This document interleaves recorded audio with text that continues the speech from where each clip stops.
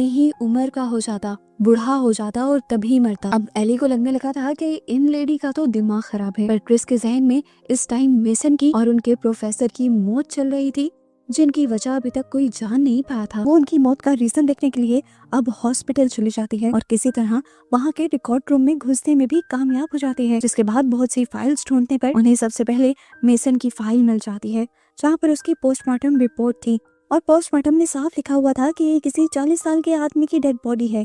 इसका मतलब कि जो कुछ वो लेडी कह रही थी वो सच था। मेसन की मौत अगर 40 साल की उम्र में लिखी हुई थी तो वो उस टाइम एकदम से बूढ़ा होकर 40 साल का ही होकर मरा था। क्रिस अब काफी ज्यादा डर जाती है, घबरा जाती है, क्योंकि वो जानती है कि इस विसल की आवाज उसके साथ साथ उसके सभी दोस्तों ने सुनी है और सबके ऊपर अब खतरा मंडला रहा है। अब क्रिस और एली जैसे ही उस पार्टी में आते हैं जहाँ पर उसके बाकी सारे क्लास फेलोज थे, तभी वहाँ पर एक लड़का उसे रोकने की कोशिश करता है, तो वो गुस्से में उसका नाक ही काट देती है, क्योंकि ये लड़का वही प्रीस्ट था जो सब बच्चों को ड्रग्स देता था। इसके बाद वो आगे बढ़ने की कोशिश करती है ताकि वो अपने सारे क्लास फेलोज को देख सके, लेकिन उसे यहाँ पर ग्रेस कहीं नहीं नजर आती, जबकि ग्रेस को हमें एक मेज में यानी एक भूल भुलैया के अंदर दिखाया जाता है। वैसे ये मेज हॉरर थीम पर रखी गई थी, यानी यहाँ पर सब कुछ डरावना था, लेकिन ग्रेस के सामने तो सच में बहुत कुछ अजीब होने लगा। उसे यहाँ पर एक एंटिटी नजर आई जो बस फिर उसके पीछे ही पड़ गई। ग्रेस ने उससे बचकर भागने की बहुत कोशिश की, पर वो एंटिटी बार बार उसके पीछे आ रही थी। फिर उसने सोचा बस और नहीं, वो इससे लड़ेगी। वो अपने हाथ में पकड़ा हुआ एक हथियार उस एंटिटी को मार देती है, लेकिन उस एंटिटी को कुछ होने के बजाय वो खुद ही बेहोश हो जाती है। होश में आने पर वो भागती है, लेकिन आगे का रास्ता भी बंद था। वो एक छोटी सी टनल से होकर गुजरने की कोशिश कर रही थी, तभी उस एंटिटी ने उसे पांव से पकड़ लिया। ग्रेस यहाँ हिम्मत नहीं हारती, अपनी पूरी ताकत लगाती है और अपनी टांग छुड़वाते हुए इस अजीब सी टनल से आगे निकल आती है। फाइनली ग्रेस उस बेल तक पहुंच गई थी जो गेम को खत्म करने वाली बेल थी। इससे पहले कि वो बेल को बचाती है, ऊपर से लटकती हुई वो बूढ़ी औरत उसके मुंह को पकड़ लेती है और उसके मुंह से जैसे उसकी सारी ताकत को चूसते हुए वो उसे एक ही मिनट में बूढ़ा बना देती है। मरने से पहले ग्रेस मुश्किल से ही उस बेल को पकड़ पाती है और जब डीन यहाँ आता है तो उसकी मरी हुई बॉडी देखकर बहुत ज्यादा डर जाता है, लेकिन जब वो उसकी शक्ल देखता है तो वो पहचान भी नहीं पाता कि ये ग्रेस ही थी। वो अब यहाँ से जा चुका था। उसे अब एली और क्रिस मिलते हैं स्कूल में आकर और उसे सब समझाने की कोशिश करते हैं कि किस तरह इनके ऊपर एक कर्ज है, क्योंकि उन्होंने उस विसल की आवाज सुनी थी, जिसकी वजह से इन्होंने मौत को खुद करीब बुला लिया है और अब ये लोग बूढ़े होकर मरेंगे। ये सारी बातें सुनकर डीन को यकीन नहीं हो रहा था। वो अभी सिर्फ 18 साल का था, कैसे मौत उसके पीछे बढ़ गई थी। अपने आप को ट्राम डाउन करने के लिए वो ड्रग करता है और अपने घर चला जाता है। दूसरी तरफ अब हमें रे को दिखाया जाता है।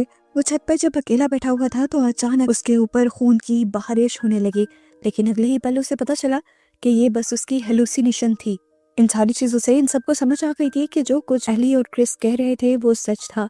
इसीलिए अगले दिन वो सब मिलकर मेसन की मॉम से मिलने के लिए जाते हैं, जिनकी हालत अब बहुत ज्यादा खराब है और वो मरने वाली है। वो बताती हैं कि मौत को वापस तो नहीं बेचा जा सकता, पर रास्ता उसका जरूर बदला जा सकता है, यानी मौत किसी और पर ट्रांसफर हो सकती है, कोई और उसे एज अ सैक्रिफाइस ले ले। अब ठीक इसी वक्त पर क्रिस शीशे के अंदर अपनी मौत देखती है, एक भयानक मौत जिससे वो डर जाती है, और उसी टाइम उसी शीशे के अंदर वो औरत भी देखती है और वो उसी टाइम मर जाती है। हर सीन कट होकर दूसरी तरफ हमें डीन को दिखाया जाता है, जो इन सब की बातों पे अभी तक यकीन नहीं कर रहा था। वो परेशान हुआ जब न्यूज ऑन करता है तो वहाँ पर ग्रेस के ही मरने की न्यूज मिलती है और वो सदमे में चला जाता है, ये सोचते हुए कि वाकई क्रिस और बाकी जो दोस्त उसे समझाना चाह रहे थे वो सच था।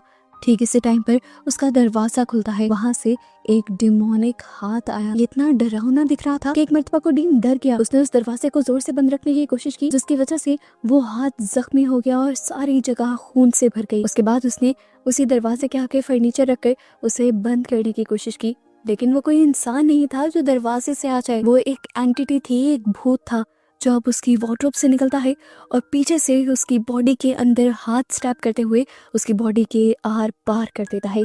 उसकी चीखें सुनकर यहाँ पर उसके पेरेंट्स आते हैं, जो उसका ये हाल देखकर डर जाते हैं और इसी तरह डीन की मौत हो जाती है। दूसरी तरफ हम देखते हैं कि रे को अपनी मौत को चकमा देने का एक बहुत ही जबरदस्त आइडिया आता है। वो सोचता है कि नोमा जो कि एक बुरा इंसान है, उसे तो सोसाइटी में होना ही नहीं चाहिए। वो अपनी मौत को उसे ट्रांसफर करने का सोचते हुए उसका पीछा करता है और एक अकेले जगह उसे मिलकर उसे मारने की कोशिश करता है, लेकिन नोवा भी नोवा था, वो बड़ी आसानी से उसे ओवरपावर कर लेता है और उसके हाथ से गन ले लेता है और उसी को शूट करता है। पर असल में रे ने देख लिया था कि उसकी मौत गन शॉट से नहीं होगी, इसीलिए तो वो गन लेकर आया था। अब वो रे को पकड़ लेता है और अपना खून उस पर लगाते हुए अपनी मौत उस पर ट्रांसफर करने ही वाला होता है कि तभी यहाँ पर क्रिस और एली आ जाते हैं। वो उसे रोकते हैं, लेकिन वो उनकी एक नहीं सुनता। इससे पहले कि वो अपनी मौत को ट्रांसफर कर पाता, उसी सेकंड उसकी मौत आ जाती है। पहले उसका बाजू बोटी बोटी होकर बिखर जाता है और फिर उसकी पूरी बॉडी क्रश होकर वो यहीं पर मारा जाता है। उसकी मौत ऐसी हुई थी कि जैसे वो किसी मशीन में या ट्रेन के नीचे जाकर कुचला गया हो।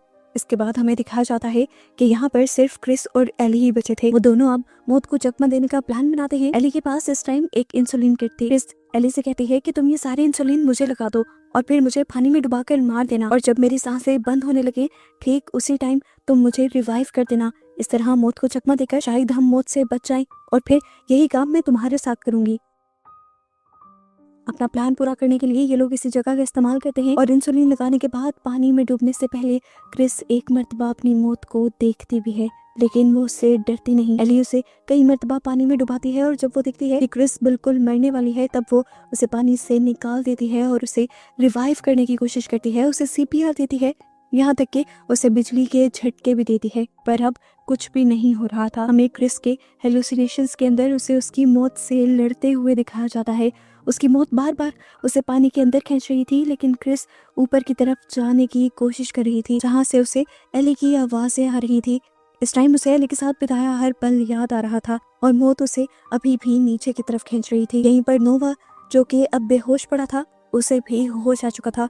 होश में आते ही वो इन तीनों को ढूंढने लग जाता है, इन तीनों को मारने के लिए, ये जाने बगैर कि उसका असली दुश्मन तो खुद ही मारा जा चुका है। अब वो शटर को तोड़कर यहीं आ जाता है जहाँ पर एली और क्रिस थे। वो यहाँ की लाइट को भी बंद कर देता है, जिससे वो इलेक्ट्रिक्यूटेड मशीन भी बंद हो जाती है, जिससे क्रिस को एली जिंदा करने की कोशिश कर रही थी। इस टाइम एली को अपने सामने अपनी मौत भी नजर आ रही थी, पर वो हारती नहीं है। वो हिम्मत दिखाती है और अपने हाथों से क्रिस का सीना प्रेस करती रहती है। आखिर क्रिस को एली की आवाज आती है और थोड़ी सी रोशनी नजर आती है। अपने ख्वाब में वो उस रोशनी की तरफ तैरती है और यहाँ असल लाइफ में वो सच में जिंदा हो जाती है। पर जिंदा होने पर क्या देखती है कि अब एली ही फर्श पर पड़ी थी। उसकी मौत उसे मार रही थी और उसका खून यही जमीन पर गिर रहा था। इससे पहले कि वो भी पूरी तरह मर जाती, यहाँ पर नोवा आ जाता है और गलती से एली के खून को टच कर देता है, जिसकी वजह से अब एली का डेथ कर्स यानी मौत का श्राप उसके ऊपर ट्रांसफर हो जाता है और अब एली के बजाय नोवा को सामने से अपनी मौत नजर आने लगती है, जो कि एक बूढ़े आदमी के रूप में थी। इसे देखकर वो डर जाता है और अपने हाथ में पकड़ी हुई गन से उसे ही शूट करता है, पर ये गोलियां उसकी मौत से टकराकर वापस उसे ही लग जाती हैं और वो यहाँ तड़प तड़प कर मारा जाता है। जबकि इस सब के बाद नोवा और एली दोनों ही बच गए थे।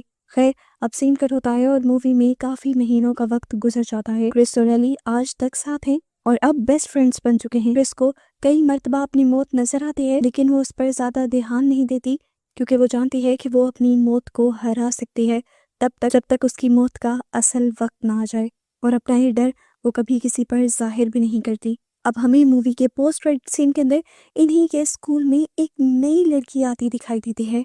उसे भी अब वही कैबिन दिया जाता है जो पहले क्रिस को दिया था, और कैबिन खोलने पर उसे वही विसल मिलती है जो क्रिस को मिली थी, और वो इस विसल को लेकर अगली ही सुबह असेंबली के अंदर चली जाती है। जैसे ही क्रिस और एली उसके हाथ में ये विसल देखते हैं तो उसे वार्न करने की कोशिश करते हैं, लेकिन क्योंकि वो बहुत दूर थे तो लड़की उनकी आवाज सुन नहीं पाई थी और उसने माइक में ये विसल बजा दी थी, जिसकी वजह से अब यहाँ पर बैठे हुए सभी लोग उसी कर्ज का शिकार हो गए थे, जिस कर्ज से एली और क्रिस बहुत मुश्किल से बच कर आए थे। अब इन सब के साथ क्या होने वाला था? क्या क्रिस और एली इन सब को बचाने वाले थे? इसी मिस्ट्री के साथ ये मूवी यहाँ खत्म हो जाती है।